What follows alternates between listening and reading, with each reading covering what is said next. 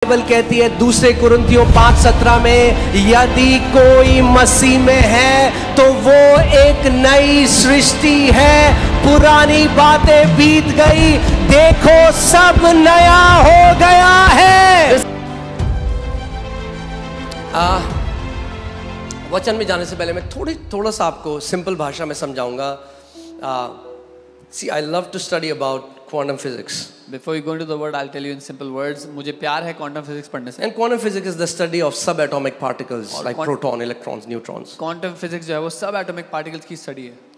और जब quantum physics scientists पढ़ने लगे तो उनका दिमाग घूम गया. When scientists began to study quantum physics, they got lost. Because the quantum field acts very differently. क्योंकि जो क्वांटम फील्ड है वो बहुत ही अलग प्रक्रिया करती है. मैंने आपको पिछले कितने लोगों को याद है observers effect, double slit experiment? How many people remember observer's effect? कि जब आप अंदर घुस जाएंगे और आप इलेक्ट्रॉन्स और प्रोटॉन्स को देखेंगे, जब आप उनको ऑब्जर्व करते हैं तो वो फॉर्म ले लेते हैं, जब ऑब्जर्व नहीं करते तो they are a wave of energy. That when you look at them, they take a form. When you don't observe them, the particles are in the wave form as energy. Okay, and the scientists who did that, they got Nobel Prize in 2022.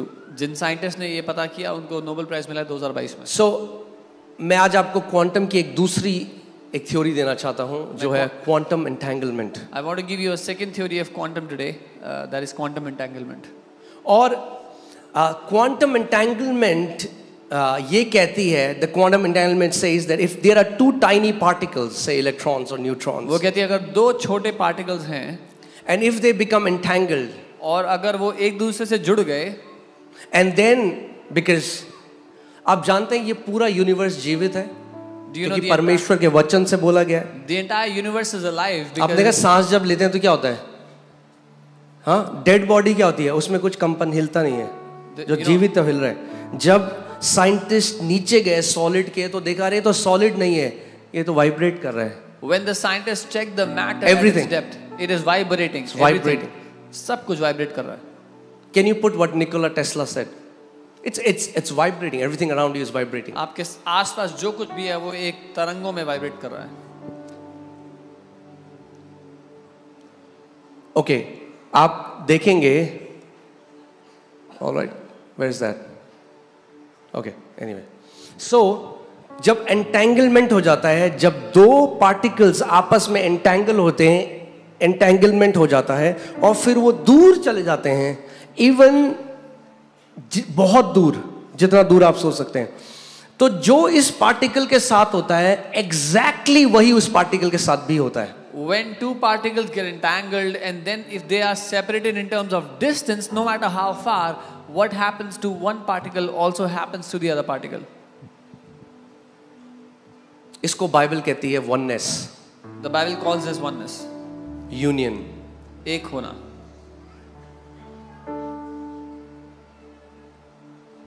Okay, और ये theory अभी prove होके इनको Nobel prize मिला है कि it's not a phenomena that happened somewhere. And this it's a proper principle. This theory has been proven. ये एक सिद्धांत है, एक घटना नहीं है. आप समझ गए? फिर से समझाऊं? Let me explain again. हाँ, जब दो कण एक हो जाते हैं और फिर वो अलग भी हो जाए, तो जो एक के साथ होता है वही इंस्टेंटली दूसरे के साथ भी होता है. When two particles are united and if then they are separated in distance, what happens to one particle happens to the other as well.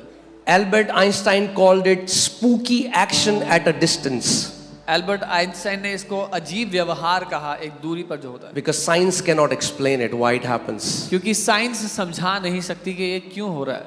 But the word can explain why it happens. लेकिन वचन ये समझा सकता है कि ये क्यों हो रहा है. Okay. So, how does it connect to faith? ये विश्वास से कैसे जुड़ा है? As believers, we are entangled in Christ. विश्वासी होने के नाते हम सब मसीह में जुड़े हुए हैं. Put 1 Corinthians 6:17. पहला कुरिन्थियों 6:17. The Bible says, "He who is joined to the Lord is one spirit with him." Bible कहती है जो मसीह से जुड़ गया उसके साथ एक आत्मा हो गया है. Okay. So इसका मतलब जो प्रभु से जुड़ गया वो एक आत्मा उसके साथ हो गया. He who is joined to the Lord has become one spirit with him. That means whatever happened to Jesus इसका मतलब जो कुछ यीशु के साथ हुआ है, didn't just happen for you, it happened to you. सिर्फ आपके लिए नहीं, आपके साथ भी हुआ है. आप जानते हैं सच्ची मसीहत क्या है? Because this is what I asked the Lord. मैंने कहा प्रभु क्या? What is Christianity? वो कोई धर्म नहीं. मसीहत क्या है? It's not a religion. So this is what God told me. प्रभु ने मुझसे ये कहा. He said the union of God and man is Christianity. परमेश्वर और मनुष्य का एक हो जाना ही मसीहत है. Okay? So, first thing, let's see what happened to Christ और वो कैसे हमारे साथ आज connected है. देखते हैं मसीह के साथ क्या हुआ and how is it connected to us today. First thing is that you were crucified with Christ. पहली बात यह है कि आप मसीह के साथ क्रूस पर चढ़ाए जा चुके हैं. Galatians 2:20. गलातियों 2:20. Paul says, I have been crucified with Christ. It is no longer I who live, but it is Christ who lives in me. पौलुस ने कहा मैं मसीह के साथ क्रूस पर चढ़ाया गया हूं, अब मैं जीवित ना रहा पर मसीह मुझ में जीवित है. Okay? So हमारा जो पुराना मनुष्यत्व था, आप जानते हैं पूरा, जब आप पुराने टाइम में देखेंगे सारे लोग क्या कर रहे हैं? They are trying to find an escape from sin. Our old men, all the people they are trying to, वो पाप से छूटना चाह रहे हैं, उससे बचने की कोशिश कर रहे हैं. यही पुराने ऋषियों की भी प्रार्थना थी. अस्तो मा सद्गमय तमसो मा ज्योतिर्गमय. हमें अंधकार से ज्योति की तरफ ले, हमें मृत्यु से अमृत की तरफ ले जा. और यीशु ने कहा मैं जगत की ज्योति हूं, मैं ही जीवन और पुनरुत्थान हूं. They were praying, lead us from darkness to light, from death to life. And Jesus said, I am the light, I am life and resurrection. Okay? कर्म करके आप पाप की साइकिल से बाहर नहीं आ सकते. By works, by the virtue of doing works, you cannot come out of the cycle of sins. यीशु मसीह ने बोला सदूसियों से, बोला तुम वो जो धर्म के लोग थे, धार्मिक गुरु थे उस टाइम के. यीशु ने कहा हाय तुम पर, तुम वो हो जो अंदर से तो सड़े हुए हो मगर बाहर से प्याले को साफ करते हो, मगर अंदर सड़े हुए हो. अरे बाहर से व्हाइट कपड़े पहनने से साफ नहीं हो जाओगे जब तक अंदर साफ ना किया जाए. Jesus in the times of his religious leaders he said you're like graves inside that are rotten but on the outside shiny and white. मैं आपको एक बात कहूं, और बाइबल बताती है हमारे अच्छे कर्म कैसे हैं? गंदे फटे पुराने चिथड़े. And the Bible tells us our good works are like filthy rags before God. तो अगर आप एक कप लो जो गंदा है और एक गंदा कपड़ा लो और साफ करो तो साफ हो जाएगा. If you take a cup that is dirty and you take a dirty cloth and try to clean it, will it ever be clean? इसीलिए हमें एक उद्धारकर्ता की जरूरत है. This is why we needed a savior. क्योंकि अच्छे कर्म, थैंक गॉड, अच्छे कर्म से कोई बचाया नहीं जाता वरना सब नरक जाते. और मैं आपको बताता हूं क्यों. Thank God that no one is saved by good works, otherwise everybody will go to hell. क्योंकि हम पाप केवल कर्म में नहीं अपने विचारों में भी करते हैं. Because we don't just sin in action, we also sin in our thoughts. यीशु मसीह ने कहा अगर किसी मनुष्य ने किसी पराई स्त्री को देखकर मन में व्यभिचार किया तो उसने मेरी नजर में व्यभिचार कर दिया. Jesus said if a man looks at a strange woman and commits adultery in his heart, he has committed adultery in my sight. आज आप देखते हो people are filled with bitterness. लोग कड़वाहट से भरे हुए हैं. Jealousy, ईर्ष्या, competition. So अच्छा काम क्या है? एक गरीब आदमी को 10 रुपए दे देंगे एक दिन में, ये अच्छा काम हुआ, मगर 10 करोड़ पाप कर दिए उस दिन में. So in one day they did one work of charity by giving to the poor, but did millions of sins in their heart. If God weighs your good works and the evil intentions of your heart, your good works will be like filthy rags before Him. अगर प्रभु एक तराजू में आपके अच्छे काम और आपके सारे पापों को रख देगा तो वो फटे पुराने चित्रों के समान होंगे वो अच्छे काम. इसीलिए उसने कहा ये खुद उद्धार नहीं कर सकते अपना, मुझे मनुष्य रूप धरना पड़ेगा इनका उद्धार करने के लिए. Because he knew that we are not able to save ourselves, he took a human form to deliver us, to save us. Amen.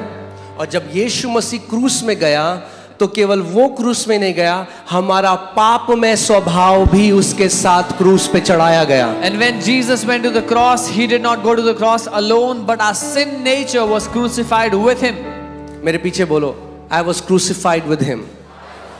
मेरे साथ कहो, मैं उसके साथ क्रूस पर चढ़ाया गया। सो पुराना जो जीवन था, पुराना जो मनुष्यत्व था, वो क्रूस पे चढ़ाया गया। That old man of sin, that old life has been crucified. Second, दूसरा, you died with him. आप उसके साथ मारे गए। Colossians 3:3, for you died and your life is hidden with Christ in God. कोलोसियों 3:3, तुम मर गए और तुम्हारा जीवन मसीह के साथ परमेश्वर में छिपा हुआ है।